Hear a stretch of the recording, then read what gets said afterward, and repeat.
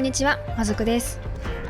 前回今見えている忍者屋敷エリアを作ったので、今回はそのエリアに住むサブ住民の忍者とチョロ吉、黒兵衛のお家をリフォームしていきます。そして3件ともテーマはもちろん忍者です。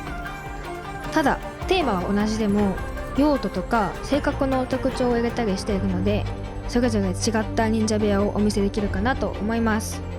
ぜひ最後まで見ていただけると嬉しいです。それでは早速作っていきます。どうぞ。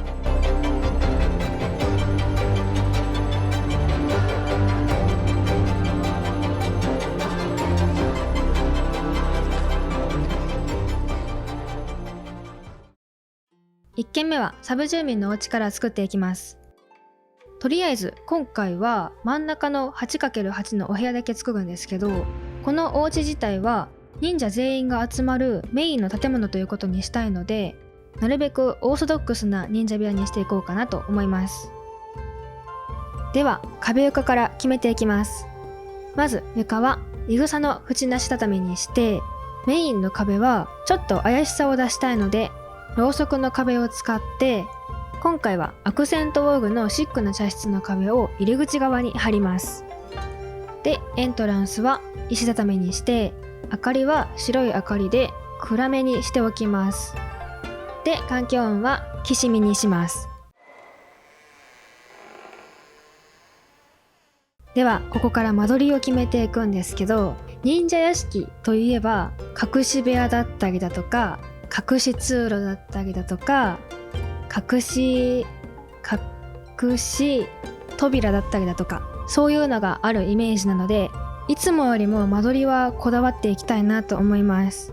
まずこのエリアに住む忍者全員がこのお部屋に集まるというイメージなので、玄関から作ります。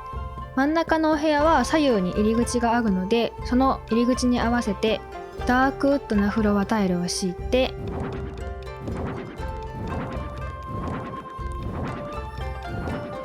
シートの前にマイデザインの石畳を貼ります。はい、これで玄関ができました。では次は後ろの間取りを決めていきます。まず部屋の端っこに階段ダンスを使って2階に上がれる場所を作ります。でそのままだと階段が不自然なので、階段ダンス周りに木製の柱を並べて、階段の後ろの壁にチックオールステッカーを貼って壁を変えておきます。でさらに階段の先がなるべく見えないようにしたいので、縦長のれんを使って隠しておきます。次にこの階段の横に仕切り壁を置いて、その前に床の間を置きます。でさらにその床の間を柱で囲います。なんか忍者屋敷ってこういう掛け軸の後ろも扉になってるイメージがあるので置いてみました。でこの床の間を入り口前に置いたことで、入り口がちょっとだけ見えて隠し扉っぽくもなったかなと思います。はい、間取りはこれだけで終わりじゃなくて、まだまだ作っていきます。この床の間の前だけを畳にしようかなと思うので、それ以外のところをフロアシートで囲っていきます。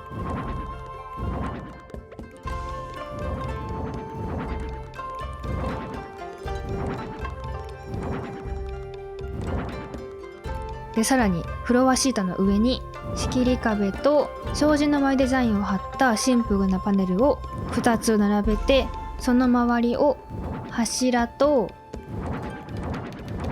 仕切り壁で囲っていきます。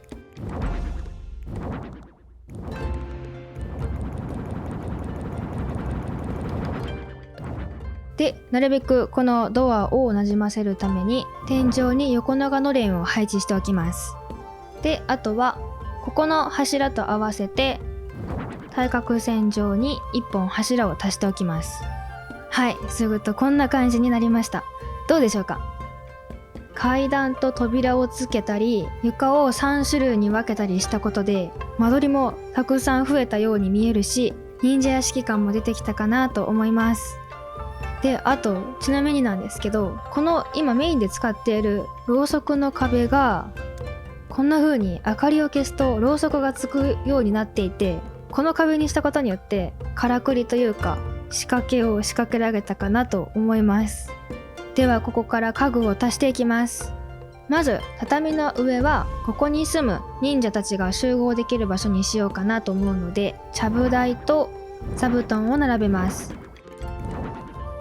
でちょうどここが半マスだけへこんでいるので、階段ダンスの色と合わせてカントリーなクローゼットを置いておきます。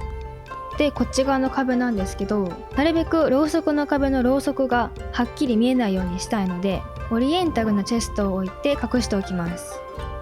であとは明かりも欲しいので、柱の前に行灯を置いて、天井には和風な照明を設置しておきます。では次は小物を置いていきます。忍者って他の人たちに忍者とわからないように生活していると思うんですけど、他の人たちがこのお家に入ってきた時に忍者ということがわからないような小物を置きたいなと思うんですけど、食べ物だとちょっと賑やかすぎるというか柔らかい雰囲気になりすぎるなと思ったので、忍者っぽくならないけど怪しさが出るキャンドルを置いておきます。でこのキャンドルは壁紙と合わせて火を消して使います。なんかその方が和風な照明に照らされてる感じも目立って、より怪しさが出るかなと思ったので消しました。であとはクローゼットの上に木箱とチェストの上に本を置いておきます。では次は玄関を飾っていきます。手前側にも階段ダンスとカントリーなクローゼットの色に合わせた家具が欲しいなと思ったので、両端に和風なローテーブルを置きます。でその上にはまた木箱と、ちょっと生活感も出したいので木製のバケツを置いて、反対側には亀を置いておきます。なんかこうやって小物を上に置くとテーブルではなくてベンチっぽくも見えるかなと思います。ではこれで床に置く家具が置き終わったので、次は壁を飾っていきます。まずチェストを置いた時にも言ったように、忍者以外がこのお家に入ってきてなるべく壁のキャンドルが目につかないようにしたいのと、全体的にシンプルなのでちょっと変化を出すために階段の裏側にも貼ったマイデザインを入り口側の壁以外の一番上に貼っていきます。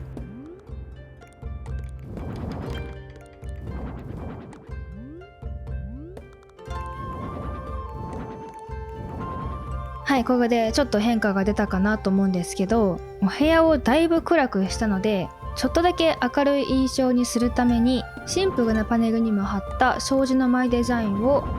また入り口側の壁以外に貼っていきます。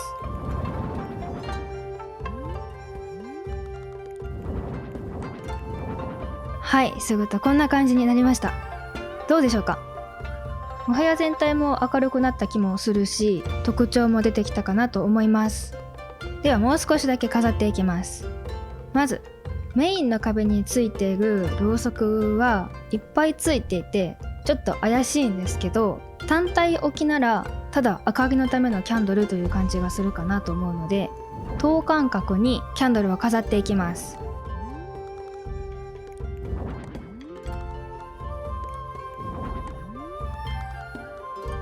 はい、こんな感じになりました。多分密集して置いてあるキャンドルが怪しさが出るだけで、単体置きだとそこまで怪しさは出ないかなと思います。で次なんですけど、このチェストの上に一枚板の看板を貼って、この看板を避けるとどこかにつながる穴が開いているという設定にしておきます。で次に入り口側の壁なんですけど、メインの壁と違ってかなりシンプルなので、大きめの家具を使ってなるべく埋めていきます。今回のお部屋はかなりシンプルなデザインのお部屋になっているので、こうやって一部分埋めたいときはなるべく同じ家具を使って空間を埋めるとバランスが取れるかなと思います。で最後に家具で隠れるところに明かりを飾ったら、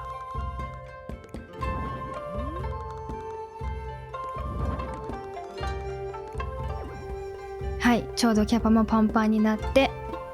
これでこの部屋は完成です。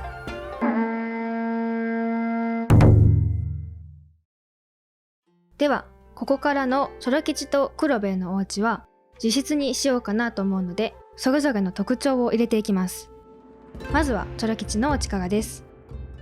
では作っていくんですけど、チョロ吉ってお弁当屋さんしてたんだと思ってちょっと笑っちゃいました。でしかも謎に指名手配の看板が置かれてるんですけど、絶対この指名手配チョロ吉だと思うんですよ。だから隠れながらひそひそとお弁当屋さんしてるのかなと思って、ちょっと見つかる前に片付けてあげようと思います。はい、ということで最初は壁床から決めていきます。基本的には動物の体の色味が馴染むようにしてあげようかなと思うので、メインの壁はシックな茶室の壁を使って、アクセントウォールにボロい土壁、床にチョロ吉はお片付けが苦手そうなのでちょっと汚く見える廃墟の床を使います。で、窓はなし、エントランスは石畳にします。で、明かりは白い明かりで暗めにして、環境音は森にしておきます。では次は間取りを決めていきます。自室なので寝るところとちょっとした休憩スペースを作りたいなと思います。キッチンとかはサブ住民のお家の方で作ろうかなと思うので、お風呂とかもそうですけど、その辺はチョロ吉も黒兵衛も作らずにいきます。でもちろん忍者なので間取りもこだわっていこうかなと思います。まずお部屋の後ろ半分に黒いウッドデッキのラグを3枚敷きます。で、右側の壁沿いに床の間を2つ L 字にくっつけます。で、さらにその周りを仕切り壁と柱で囲います。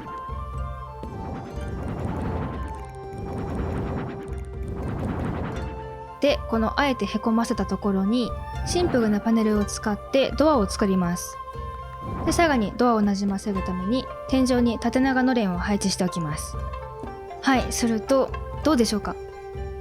この奥にも進めそうだし、床の間の掛け軸からもどこかにつながっているように見えるかなと思います。では次はこのウッドデッキの上から作っていきます。まず右側の柱と合わせて左側にも2本柱を足します。で、この柱の間にカーテンのパーテーションをつけておきます。で、このパーテーションはあえて開けて使うんですけど、その理由がマグネットナイフラックを使って武器を隠すスペースにしておきます。このまま丸見えの感じで飾っておくとハサミが見えてしまうのと、一応忍者以外が入った時にごまかせるようにカーテンの後ろに隠しておきました。なんかイメージはチョロ吉は手裏剣とかクナイとか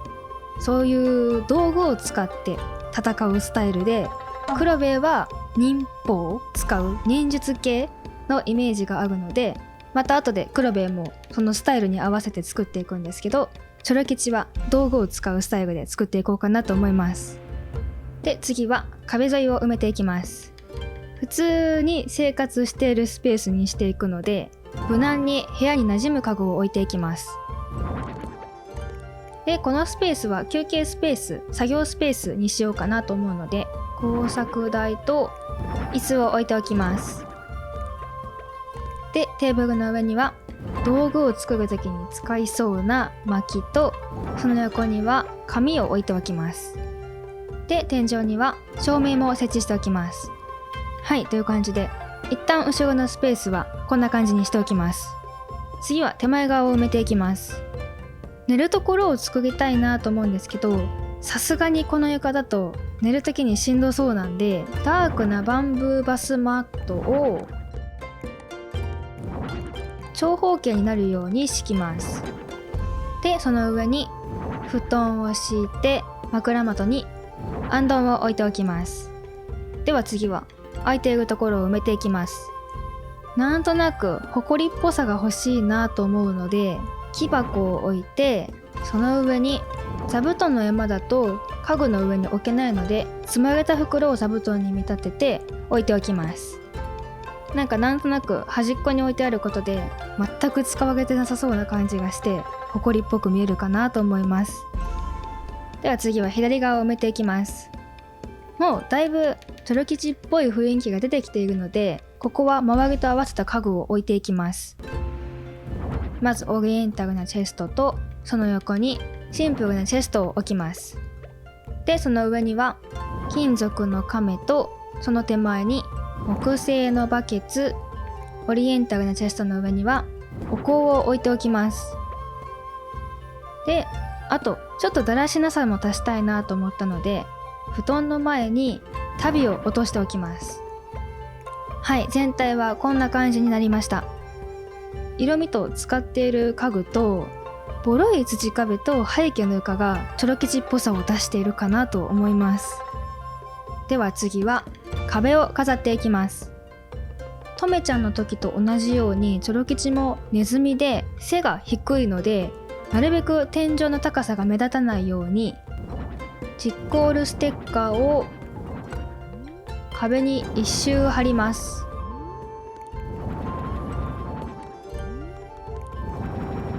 はい、するとなんとなく天井の高さが目立たなくなったかなと思います。で次なんですけど、もうちょっとチョロ吉の青色を取り入れたいなと思ったので、青い掛け軸をそれぞれの壁に飾っていきます。一見掛け軸だらけで変になりそうな気はするんですけど、色を合わせているので意外とそんなに目立たないかなと思います。なんならどの掛け軸からもどこかにつながっていそうな感じがするかなと思います。ではあとは残りの壁を埋めていきます。まずこの辺にダークブラウンが欲しいので、オリエンタルな飾り棚を飾って、左側には右側の床の間の立体感と合わせてシンプルなウォールシェルフを飾ります。でカーテンの上には一枚板の看板を飾って、シェルフの下には紙を貼っておきます。でこの紙は入り口側の壁にも飾っておきます。で入り口の上にも一枚板の看板を飾ります。これも掛け軸と同じで、等間隔に置くことで同じ家具でも違和感がないかなと思います。で入り口の左側には絶対に使わなさそうなほうきとちりとりを飾っておきます。はい、これで家具のバランスも色のバランスも解けたかなと思います。では仕上げをしていきます。もう今のままでも十分ホコリっぽいんですけど、もうちょっとホコリっぽくしていきます。この家具で隠れててちょろっとだけ壁が見えるところにクモの巣を貼っておきます。なんかがっつり見えるところに貼るよりも、掃除が行き届いてなさそうなこういう角とかに飾る方がリアルなので、そういうところに飾っていきます。左側の壁はこのチェストとチェストの間で、正面の壁はチェストとバケツの後ろで、あとは壁の端っこに飾っておきます。一箇所だけだったら大胆に見えててもいいかなと思ったので飾ってみました。では最後は部屋の明るさを調整していきます。家具で隠れるところにスコンスを仕込ませて、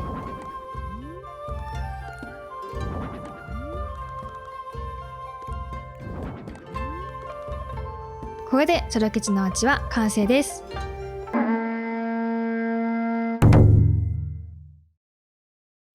では最後は黒兵衛のお家です。黒兵衛も作業スペースや寝るところだけの自室を作っていきます。はい、では元のお部屋を片付けて壁床から決めていきます。チョロ吉の時と違うのは、チョロ吉は怖い系の性格だったんですけど、黒兵衛はキザ系なので、ちょっと上品さとかも出していこうかなと思います。なのでメインの壁にオリエンタルな壁を使って、床はいぐさの畳を使います。でアクセントウォールに山頂の壁を使います。サブ住民もチョロ吉のうちも外の景色が見える窓は使わなかったんですけど、黒兵衛はなんとなくキザ系っていうこともあってロマンチックな部分もあるかなと思うので、景色を楽しむための窓を作るためにこのアクセントウォールにしました。でエントランスは石畳、明かりは白い明かりで暗めにしておきます。で環境音はチョロ吉と同じく森にしておきます。では間取りを決めていきます。まず窓をつけて外の景色が見えるスペースを作ろうかなと思うので、壁に窓の前デザインを貼ったチッコールステッカーを4枚貼って、その上下は石畳の前デザインを貼ったチッコールステッカーを貼っておきます。で、その手前はダークなフローリングタイルを敷いておきます。で、景色が見える場所はここだけでいいかなと思うので、その横は埋めていくんですけど、まず大理石の柱を置いて境目をなじませて、その横に階段を設置します。で、さらにその階段を2つ置いて L 字にくっつけます。で、壁は石畳の前デザインで全面貼ってしまいます。で、この隙間の部分は大理石の柱で埋めて、床にグレーレンガなラグとマス目に合わせてシンプルな玄関マットを敷きます。本当はこのサイズのレンガのラグが欲しかったんですけど、ないのでこれにしました。一応ちらっと見た時に畳じゃない方が階段の下っぽいかなと思ったので、このラグを敷いてます。で、あとは階段をなじませるように柱を足して、その横に仕切り壁を置いておきます。で、あとは階段の先が見えないように縦長のレーンを設置しておきます。はい、すぐとこんな感じになりました。どうでしょうか。外の景色が見えつつも階段とか柱を使ってちゃんと忍者のお家っぽくなるように間取りも工夫してみました。一応ちょっとこう横から見た時に階段の先が続いているように見えるかなと思います。では家具を置いていきます。まずはこの後ろのスペースから埋めていこうかなと思うんですけど、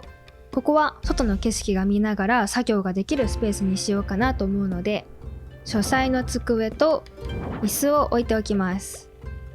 で、椅子はあえて洋風な椅子を使ったんですけど、なんか黒兵衛はキザ系ということもあって他の国から取り寄せた家具とかも使ってそうだなと思ったので、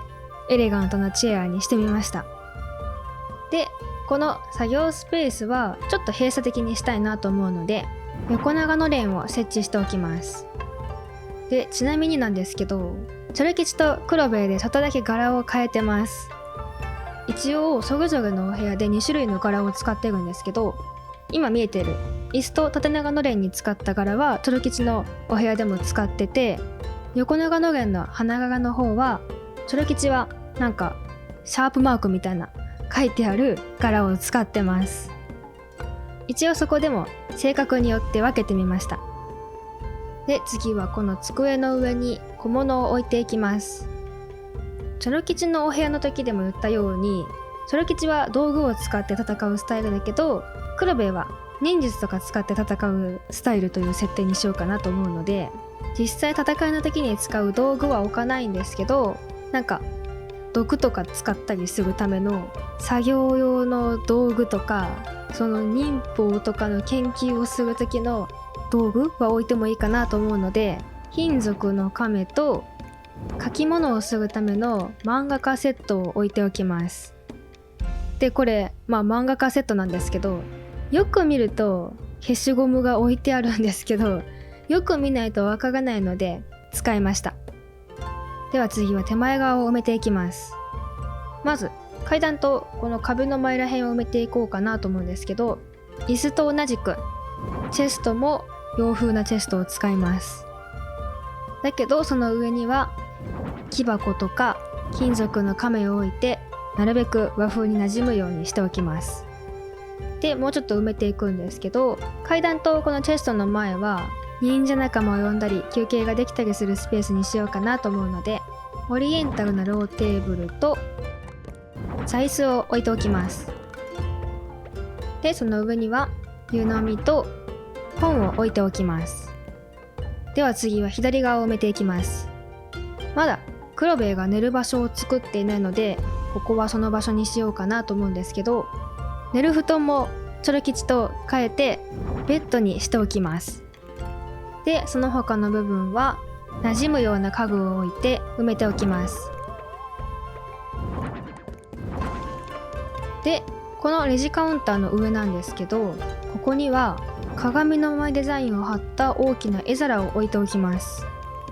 なんか最近見たアニメの中で鏡というものがなかった時に、こういうなんか丸い銅板というか反射するものを使って鏡として使っていたっぽいので、大きな絵皿に鏡の前デザインを貼って使ってみました。キザ系なので身だしなみのチェックもいるかなと思って置いてます。で次に全体を見てもらうと、右の角がちょっと空いているので、ここは木箱と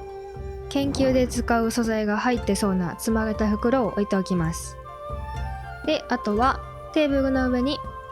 中華な照明を飾っておきます。はい、これで床と天井の配置は完成しました。次は壁を飾っていきます。まず研究で使ったりしそうなボトルのウォールシェルフをもう壁全体に貼っていきます。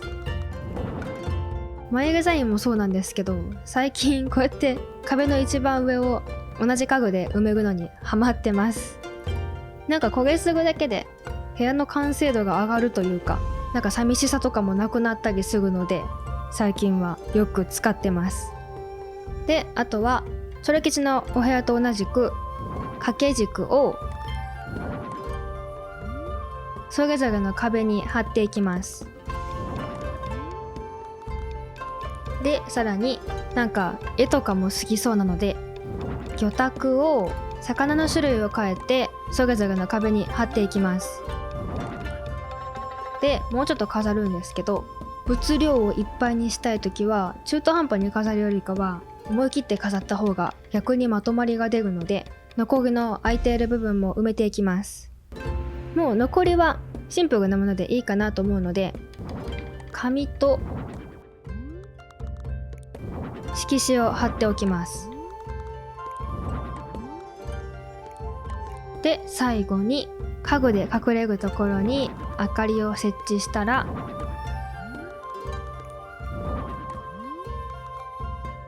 これで黒部のお部屋は完成です。